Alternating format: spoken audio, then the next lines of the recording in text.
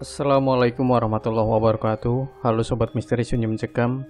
Semoga Anda masih terus setia bersama kami, channel yang selalu menyuguhkan cerita-cerita misteri yang menarik. Dan kesempatan kali ini kami akan berbagi sebuah kisah misteri yang berjudul Hilangnya seorang gadis ketika berkunjung di pasar malam. Kenalkan, aku Sarah. Tahun lalu sekitar pertengahan bulan Agustus, aku dan teman-temanku mengalami kejadian mengerikan di sebuah wahana angker. Ini semua gara-gara Dion. Kalau saja dia tidak mengajak kami main ke wahana itu, mungkin petaka ini tak akan pernah menimpa kami. Dion itu salah satu sahabatku, jadi kami itu sahabatan 4 orang, aku, Dion, Randy, dia pacarku, dan satu lagi si Arin. Persahabatan kami sudah terjalin dari sejak lama. Di suatu siang, kami berempat sedang kumpul di kantin. Awalnya obrolan kami membahas dosen killer yang suka mengusir mahasiswa dari kelas. Tiba-tiba topik obrolan kami beralih membahas wahana malam. Kata Dion, di dekat sini ada wahana malam yang seru banget. Pokoknya kalian gak akan kecewa. Ayolah kita ke sana. Kata Dion, ekspresi wajahnya penuh semangat. Emang wahananya daerah mana sih? Tanya Randy penasaran. Di dekat Cisetu. Nih, kalian lihat. Dion menunjukkan foto di smartphone-nya. Kami semua mendekat ke layar itu. Kayaknya seru juga sih, kataku. Ya udah, kesana aja kita. Arin adalah orang pertama yang menyetujui ajakan Dion. Percaya sama aku, kita pasti have fun di sana, ujar Dion. Dia lalu meminum jus jeruknya. Ya udah, kapan? Tanya Randy. Nanti malam aja, gimana? Pada punya waktu luang kan? Dion tanya balik. Boleh, boleh. Arin langsung setuju saja. Randy tampak sedang mengingat-ingat sesuatu. Mungkin dia punya rencana lain nanti malam. Gimana sayang? Tanya aku ke Randy. Sebenarnya aku mau ngerjain proposal sih, kata Randy. Pacarku ini emang seorang aktivis. Ya, Arin kecewa. Ayolah Ren, malam ini aja, bujuk Dion.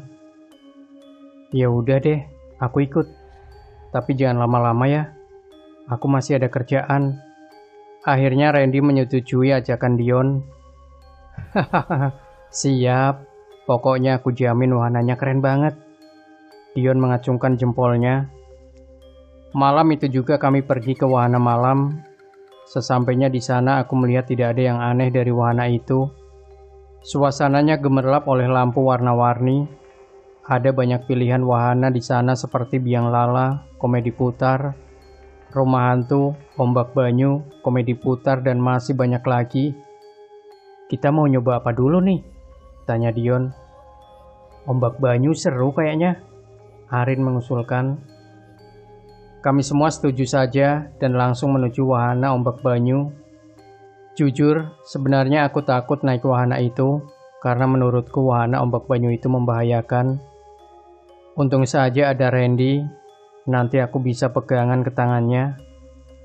Kebetulan saat itu tidak banyak orang yang naik ombak banyu. Aku duduk di samping Randy, sementara Dion dan Arin duduk di seberangku. Ombak banyu pun mulai berputar-putar perlahan, dan semakin lama putarannya semakin kencang. Aku berteriak ketakutan sambil memejamkan mata. Randy malah ketawa-ketawa, tampaknya dia senang kalau melihatku ketakutan. Sesekali ku buka mata, dan saat itulah kulihat ada seorang perempuan yang duduk di samping kiri si Arin. Padahal aku ingat betul kalau tadi tidak ada siapa-siapa di sana. Sejenak ku perhatikan wanita itu. Dia tertawa-tawa seperti sedang menikmati wahana. Selang beberapa saat putaran ombak banyu melambat dan berhenti seketika. Anehnya, wanita yang tadi duduk di samping Arin tiba-tiba hilang begitu saja. Rin, aku tadi lihat ada orang yang duduk di samping kamu, kataku setelah kami semua turun dari wahana. Ya, si Dion kan? Jawab Arin santai. Bukan Dion, itu cewek kok. Kamu mau nakut-nakutin aku di tempat ramai kayak gini? Arin malah tertawa. Mungkin kamu salah lihat sayang. Randy merangkul pundakku. Ya udah, yuk naik yang lain lagi, ajak Dion. Dia kayaknya tidak peduli dengan apa yang kulihat barusan. Rumah hantu seru kayaknya. Lagi-lagi Arin mengusulkan. Iya, kayaknya seru nih. Masuknya berdua-berdua ya, usul Randy. Iyalah, lagian aku nggak mau kalau harus sendirian, kataku sambil melirik manja ke wajah Randy. Iya sayang, aku nggak akan biarin kamu sendiri kok. Randy mengelus kepalaku. Bucin mulu kalian nih, kata Arin. Biarin aja Rin, udah syukur mereka jadian. Bayangin mereka udah sama-sama suka dari semester 1. Dan baru minggu kemarin si Randy berani nyatain cinta. Dion menimpali sambil tertawa cekikikan. Ya udah yuk, ajak Dion. Dion dan Arin masuk duluan, sementara aku dan Randy menunggu di depan pintu rumah hantu. Selang beberapa saat, petugas yang jaga rumah hantu pun menyuruh kami masuk. Aku benar-benar tegang, ku pegang erat lengan kanan pacarku. Tenang saja, hantunya cuma bohongan kok, Randy tersenyum. Suasana di dalam sangat remang. Di sebelah kananku ada burung hantu yang sedang bertengger. Dia memperhatikan kami yang melintas di hadapannya. Rumah hantu itu sangat menyeramkan. Ada pocong, kuntilanak, genderuwo, dan juga Dracula. Aku tak sanggup menyaksikan hantu-hantu itu dan sesekali sembunyi di pelukan Randy. Lain halnya dengan pacarku itu. Bukannya takut, dia malah ketawa-ketawa. Tak lama kemudian kami pun keluar dari rumah hantu itu. Di halaman belakang, kulihat Dion sedang berbicara dengan seorang petugas bertubuh kurus. Dion tampak panik. Kenapa Dion? Tanya Randy. Arin kenapa? Tanya aku dengan nada tinggi. Arin hilang, ujar Dion. Dia sangat ketakutan. Keringat membasahi wajahnya seperti orang yang baru saja dikejar-kejar setan. Tadi saya sama teman-teman saya masuk ke rumah hantu ini, Pak. Pas kami di dalam, tiba-tiba dia hilang gitu aja, jelas Dion. Petugas itu lalu berbicara melalui HT. Monitor, tolong jangan dulu ada yang masuk ke rumah hantu. Kita mau cari orang hilang. Hah? Hilang? Iya Pak, siap, kata seseorang melalui HT. Kami pun masuk kembali ke rumah hantu itu, tapi anehnya kami tidak menemukan Arin di sana. Malam itu juga kami langsung lapor polisi. Rumah hantu itu pun dibongkar, tapi tetap saja si Arin tidak ditemukan. Kemana dia? Kedua orang tua Arin benar-benar marah pada pihak pengelola wahana dan akan membawa kasus ini ke pengadilan. Semua cara sudah dilakukan untuk menemukan Arin. Kami bahkan sudah minta tolong ke orang pintar, takutnya Arin diculik sama Jin. Sayangnya dukun itu juga tidak mampu menemukan Arin. Ini benar-benar tidak masuk akal. 1 minggu setelah Arin hilang, wahana itu benar-benar ditutup.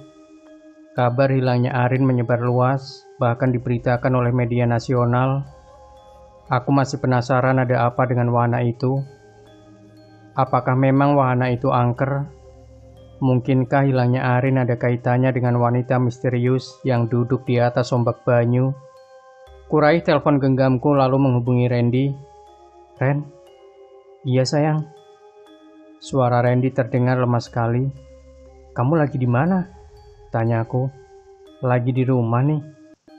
Aku masih penasaran sama wahana itu. Antar aku ke sana yuk, ajakku. Mau ngapain? Tanya Randy lagi. Nyari Arin. Kita kan udah cari berhari-hari di sana, tetap nggak ada, jelas Randy. Aku punya firasat kalau Arin masih ada di wahana itu, kataku. Randy terdiam sejenak. Sekarang? Tanyanya. Iya Ren. Ya sudah, aku jemput sekarang ya. Malam itu sekitar jam 9, kami pun pergi ke wahana tempat Arin hilang. Tampak dari luar, wahana itu masih disegel garis polisi. Gerbangnya ternyata dikunci. Kami tidak bisa masuk ke dalam wahana itu. "Sarah!" Randy memanggilku. Dia memang sedang mencari celah untuk bisa masuk ke dalam wahana. Aku sebenarnya heran, kenapa tidak ada penjaga sama sekali di wahana ini, seperti dibiarkan terbengkalai begitu saja.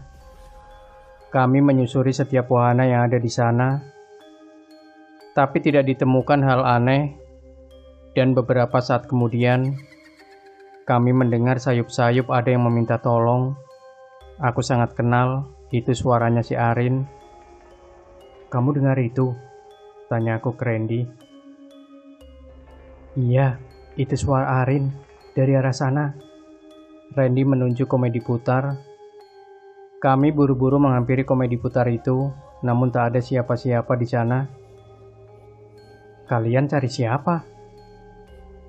Entah dari mana datangnya, tiba-tiba ada seorang lelaki paruh baya berdiri di belakang kami. "Kami lagi cari teman kami yang hilang di wahana ini, Pak," jawab Randy. "Bapak siapa? Kok bisa ada di sini?" tanyaku. "Saya memang tinggal di sini," jawab lelaki itu. Aku semakin bingung, maksudnya apa? Ini kan wahana yang sudah ditutup. Kenapa dia bisa tinggal di sini? "Pulanglah, teman kalian tidak akan bisa kembali," ujar lelaki itu. "Apa yang terjadi dengan teman kami, Pak?" tanya Randy. Lelaki itu malah menunduk, dia mengembuskan nafas berat. "Ada hal yang dilanggarnya," kata lelaki misterius itu. "Apa?" tanyaku. Sebelum lelaki itu menjawab, kami mendengar kembali teriakan Arin. Kini suaranya terdengar sangat jelas. Kami pun segera menoleh ke belakang. "Arin!" Suara itu menggema, tapi tanpa wujud. Dan saat kami membalikkan badan, lelaki misterius itu hilang begitu saja. "Kemana dia?" "Kayaknya kita pulang aja deh," saran Randy. "Aku masih penasaran, Ren. Ada yang gak beres sama wahana ini." Saat kami sedang mengobrol, kulihat seorang wanita berdiri di dekat gerbang. Aku ingat wajah wanita itu. Dia wanita misterius yang pernah duduk di samping Arin saat naik wahana ombak banyu. Wanita itu masih berdiri di depan gerbang. Dia menatap kami dengan ekspresi datar. Perlahan dan dengan hati-hati aku menghampiri wanita itu, sementara Randy mengikutiku dari belakang. "Itu siapa?" tanya Randy berbisik-bisik. "Itu wanita yang pernah kulihat pas kita naik ombak banyu," jawabku pelan. Kami semakin mendekat ke arah wanita itu. Dia tidak bergerak sama sekali. Dia masih berdiri di sana. "Kamu siapa?" tanyaku. Namun dia tetap diam. "Mendingan kita pulang aja yuk," bujuk Randy. Mungkin dia mulai curiga kalau yang berdiri di hadapan kami itu bukanlah manusia. 10 tahun lalu, 20 orang mati di sini. Teriak wanita itu secara tiba-tiba. Teriakan itu sangat keras. Aku belum pernah mendengar teriakan sekencang itu. Kedua telingaku sakit. Sambil terpejam, kututup telingaku dengan tangan. Aku dan Randy meringis kesakitan. Randy pun buru-buru menarik lenganku. Dia membawaku keluar dari kawasan wahana itu. Dari kejadian semalam, aku mendapat sebuah petunjuk. Lelaki misterius itu bilang kalau si Arin telah melakukan kesalahan di dalam wahana rumah hantu. Tapi apa kesalahan itu? Satu-satunya orang yang bisa menjawab pertanyaan ini adalah Dion. Ya, dia yang masuk ke rumah hantu itu bersama Arin. Aku dan Randy pun berangkat ke rumah Dion. Saat kami temui, ternyata dia sedang tidak ada di rumah. Dari kemarin Dion memang sulit sekali dihubungi. Nomor teleponnya tidak aktif. Kata orang tuanya si Dion lagi ada urusan di kampung. Kalau boleh kami tahu, kampungnya di mana ya, Bu? Tanya aku. Dia pun menyebutkan nama kampung itu. Aku tahu itu di mana, ujar Randy. Ya sudah, kita susul aja dia, kataku. Memang ada urusan apa ya sama Dion? Kok kayaknya mendesak sekali? Tanya ibunya Dion. Aku dan Randy terdiam sejenak dan salah tingkah. Ada tugas kuliah yang harus kami selesaikan bersama, Bu, kata Randy berbohong. Oh, begitu. Ya sudah, susul aja ke sana. Kalau udah sampai di kampungnya Dion, tanya saja di mana rumah Ambu Minah. Itu rumahnya nenek Dion. Dia menginap di rumah neneknya. Jelas ibunya Dion. Perjalanan dari rumah Dion ke kampung itu memakan waktu 4 jam.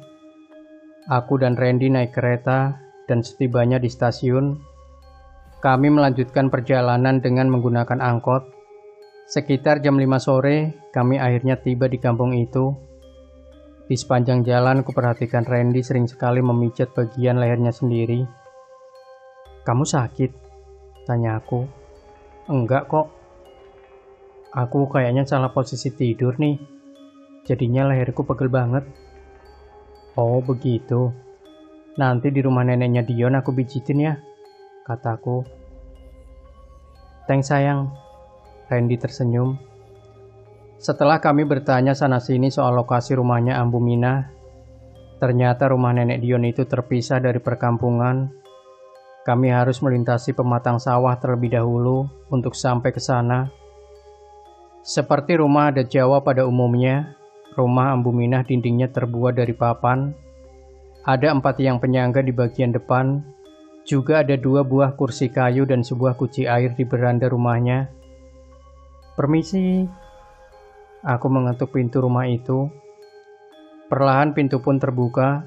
Seorang nenek muncul dari dalam rumah. Rambutnya sudah penuh uban, semuanya putih.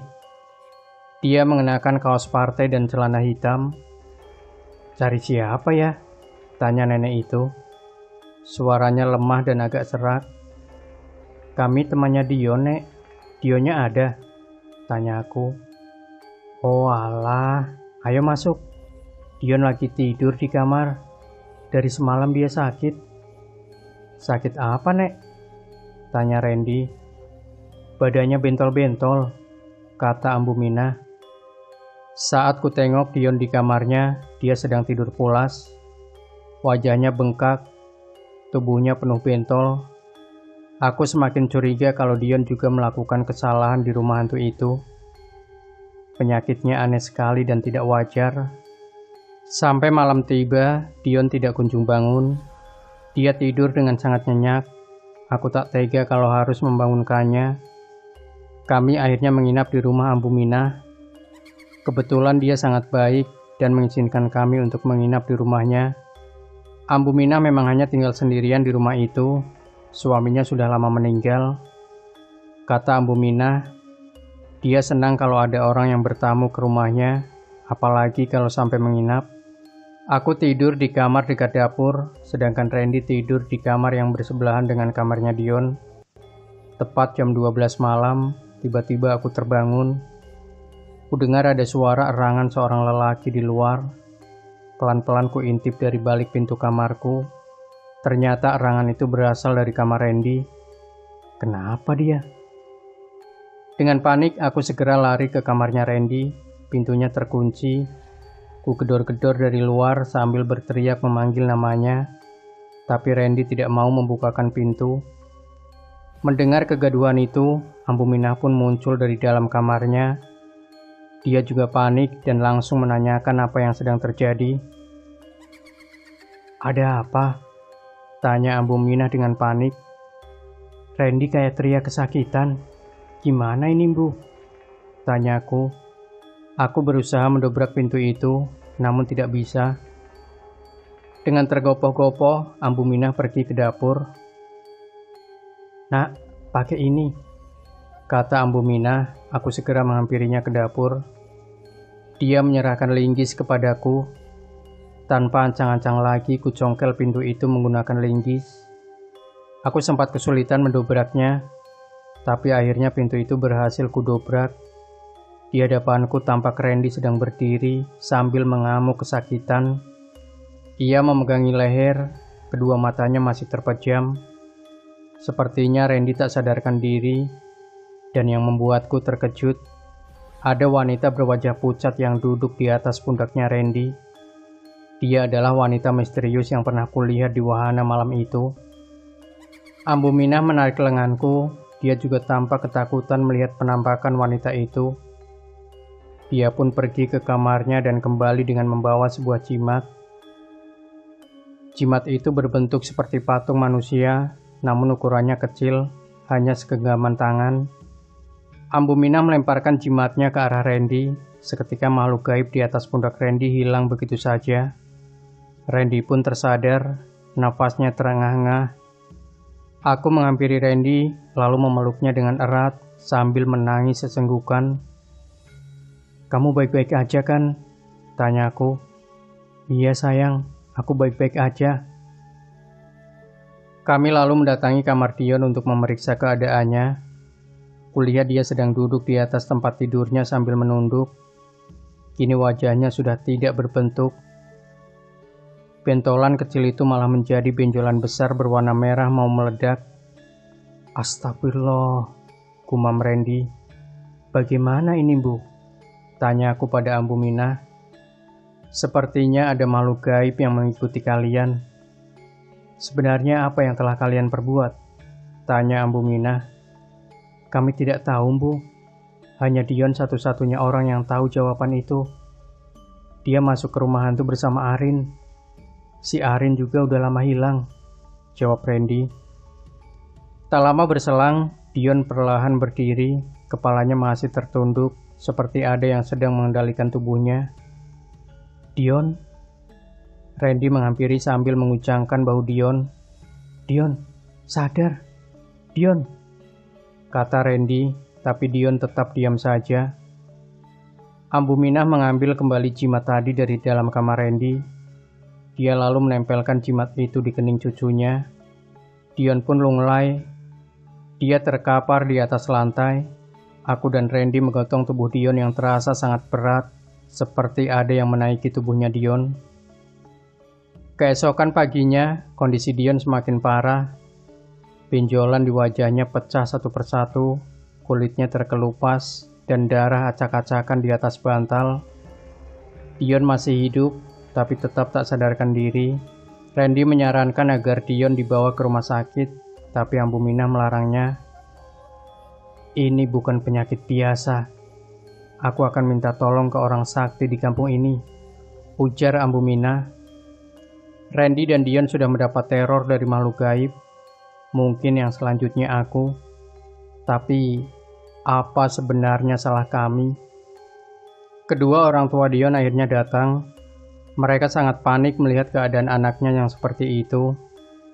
Walau dilarang Ambu Minah, tapi kedua orang tuanya Dion tetap membawa anaknya ke rumah sakit. Aku dan Randy pun ikut ke rumah sakit. Sesampainya di rumah sakit, Dion masih tidak sadarkan diri. Penyakit yang diidapnya memang tak wajar. Seharusnya Dion dibawa ke dukun saja menurutku. Sepanjang perjalanan ke rumah sakit, bahkan sesampainya di sana aku masih memikirkan wahana itu. Segera kurai smartphone dari dalam saku celanaku, lalu kucari informasi seputar wahana malam di daerah Cisetu. Dari penelusuran, aku menemukan berbagai berita lawas dan sejarah kelam wahana itu. Pada tahun 2000, ada 10 orang mati di wahana ini akibat tertimpa komedi putar yang roboh. Wahana itu pun dikabarkan sempat ditutup 1 tahun, lalu dibuka kembali. Lalu pada tahun 2003, insiden mengerikan terjadi lagi.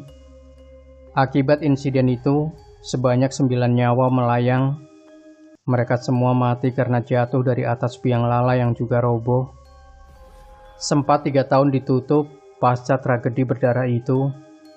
Wahana tersebut pun akhirnya kembali dibuka. Dan 3 tahun kemudian ada seorang wanita yang meninggal di wahana itu karena terpental dari ombak banyu.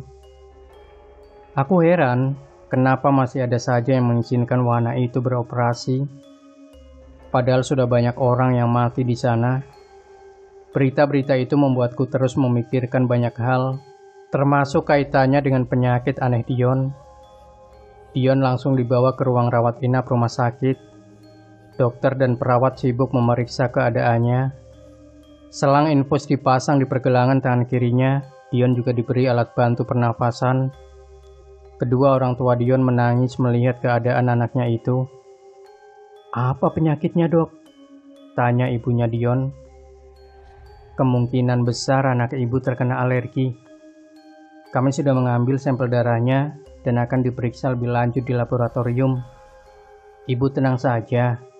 Kami akan berusaha sebisa mungkin untuk menolong anak ibu," kata dokter itu dengan ramah. Malam semakin larut, kedua orang tua Dion tidur di samping ranjang anaknya, dan Randy tidur di luar, tepatnya di kursi pasien. Sementara pacarku tampaknya sangat kelelahan. Aku sendiri tidak bisa tidur, hatiku tidak tenang. Aku masih penasaran apa yang dilakukan Dion dan Arin di dalam rumah hantu itu. Saat aku melamun, tiba-tiba Dion mengacungkan tangan kanannya. Aku kaget dan segera menghampiri Dion. "Sarah," desis Dion. Aku hendak membangunkan kedua orang tuanya, tapi Dion mencegahku untuk melakukannya. "Jangan," desisnya lagi. "Aku minta maaf. Semua ini salahku," kata Dion dengan intonasi bicaranya pelan. "Apa yang kamu lakuin sama Arin di rumah hantu itu?" tanyaku. "Aku udah lama suka sama Arin, dan waktu itu aku nembak dia.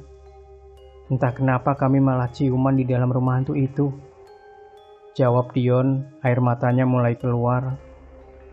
Astaga, aku benar-benar terkejut mendengar pernyataannya. Dari pintu muncullah Bu Mina. Dia bersama seorang lelaki yang tampaknya orang pintar. Lelaki parubaya itu mengenakan baju warna hitam dan belangkon hitam. "Wah, ini sih dikerjain setan," kata lelaki itu. "Tolong cucu saya, Bah," pinta Ambu Mina. Kemudian lelaki yang dipanggil Abah itu membakar menyan. Mendengar suara agak gaduh, kedua orang tua Dion bangun. Mereka bingung apa yang sedang terjadi. Apalagi saat melihat anaknya sudah sadar. Ibu Dion hendak memanggil dokter, tapi Ambu Minah melarangnya. "Ini masalah gaib. Percayalah anakmu akan selamat," kata Ambu Minah. Dukun itu tampak berkomat kamit. Dia lalu meringis seperti menahan sakit. Tangan kanannya diarahkan ke tubuh Dion. Dia seperti sedang menarik sesuatu dari dalam tubuh Dion. Urat leher dukun itu sampai terlihat jelas. Saat itu juga Dion muntah. Dia mengeluarkan 2 gumpalan daging dari dalam mulutnya. Daging itu berbentuk bulat dan berlumur darah. Dion pun kembali tak sadarkan diri. Namun keesokan paginya, kondisi Dion membaik. Dia sudah bisa makan. Benjolan di sekujur tubuhnya mulai kempes. Dukun itu memang sangat sakti. Apa salahnya minta tolong ke dia untuk mencari keberadaan Arin? Untungnya dia bersedia. Nama dukun itu ternyata Abah Sidik. Dia bilang kalau Arin masih hidup. Arin terjebak di wahana malam itu. "Sangat mudah untuk menyelamatkan temanmu itu," ujar Abah Sidik. "Dia sedang sarapan pagi di ruangan tempat Dion dirawat." "Bagaimana caranya, Bah?" tanya Randy. Dukun itu mengeluarkan cermin kecil dari dalam tasnya. "Datanglah ke sana dan pakai cermin ini. Kalian bisa melihat keberadaan teman kalian melalui cermin itu," ujar Abah Sidik. Randy menerima cermin pemberian Abah Sidik. Bingkai cermin itu terbuat dari kayu. Ada gagangnya seperti kipas. "Kalau kalian sudah menemukannya, taburkan garam ini di lokasi tersebut. Nanti teman kalian akan keluar dari alam gaib," tambah Abah Sidik. "Terima kasih, Bah. Kami akan coba saran Abah," timpalku. 2 hari kemudian, aku dan Randy kembali ke wahana itu. Kami hanya bisa ke sana malam hari karena takut dipergoki warga sekitar. Randy langsung mengeluarkan cermin dan mengarahkannya ke segala arah. Dari cermin itu kami melihat hal yang sangat mengerikan. Wahana itu dipenuhi pengunjung, wajah mereka hancur. Ada yang bola matanya keluar, ada yang lidahnya terjulur sampai ke tanah, dan ada yang tak punya kepala. Juga banyak anak-anak perempuan yang berpakaian putih. Mereka berlarian ke sana kemari sambil tertawa cekikikan. Padahal secara kasat mata, wahana ini sepi sekali. Aku dan Randy harus memberanikan diri untuk mencari keberadaan Arin. Anehnya, kami belum juga menemukannya. Coba angkat ke atas, saranku. Randy mengarahkan cermin itu ke atas. Dari atas sana tampak Arin menggantung di atas biang lala. Dia tak sadarkan diri, bajunya nyangkut di biang lala itu. Di sana, kataku sambil lari ke arah biang lala. Randy pun mengeluarkan garam dari dalam sakunya. Dia melemparkan garam itu ke arah biang lala. Seketika saja, wujud Arin tampak jelas menggantung di atas sana. Aku pun menelpon polisi. Tak lama kemudian, ternyata para polisi datang. Mereka pun langsung menghubungi damkar untuk menurunkan Arin. Petugas damkar berhasil menyelamatkan Arin. Dia masih hidup. Kondisinya sangat memprihatinkan, wajahnya pucat dan bibirnya kering. Dia langsung dibawa ke rumah sakit. Sayang, ayo kita ikut Arin ke rumah sakit, kataku sambil menoleh ke belakang, namun Randy justru tidak ada. Di mana dia? Randy? Aku sangat panik. Aku takut kalau dia diculik setan. Dari kejauhan, kulihat Randy berdiri di dekat ombak banyu dengan seorang wanita. Aku tidak dapat melihat jelas siapa wanita itu. Kuhampiri Randy. Semakin dekat wajah wanita itu semakin jelas. Dia adalah wanita yang pernah duduk di samping Arin. Dia juga yang beberapa hari lalu mengganggu Randy. Kita sudah beda alam. Jangan ikuti aku lagi, kata Randy. Nada bicaranya terdengar sedih. Wanita itu menggelengkan kepala pelan. Matanya mulai basah. 1-2 butir air mata menetes di pipinya. Aku selalu mendoakan kamu, Amira. Tapi kali ini aku mohon, jangan ganggu kehidupanku lagi, ujar Randy. Sekarang tenanglah di alammu, sayang. Randy mengeluarkan sisa garam dari dalam sakunya. Ia lalu melemparkannya ke tubuh wanita itu. Wanita itu menangis sejadi-jadinya. Dia pun perlahan menghilang begitu saja. Randy awalnya tidak mau cerita siapa sebenarnya wanita itu. Tapi setelah aku memaksanya dan mengancam putus, dia akhirnya cerita semuanya. Amira itu adalah mantan kekasihnya. Ternyata dia adalah wanita yang meninggal akibat jatuh dari wahana ombak banyu. Pantas saja Randy menolak saat diajak ke wahana itu. Beberapa tahun kemudian, kami lulus dari kampus. Namun kejadian itu masih membekas di benakku dan tak akan pernah kulupakan. Satu hal yang kupelajari bahwa manusia tidak hidup sendirian di dunia ini. Ada makhluk tak kasat mata yang hidup berdampingan dengan manusia. Mereka ada di sekeliling kita, atau bahkan tidur bersama kita setiap malam. Maka jangan bertindak atau berkata sembarangan. Demikian Sobat Misteri Sunyi Mencekam. Jangan lupa berikan komentar Anda, like, share video ini, subscribe channel Sunyi Mencekam, dan kembali nantikan cerita-cerita misteri terbaru dari kami. Wassalamualaikum warahmatullahi wabarakatuh.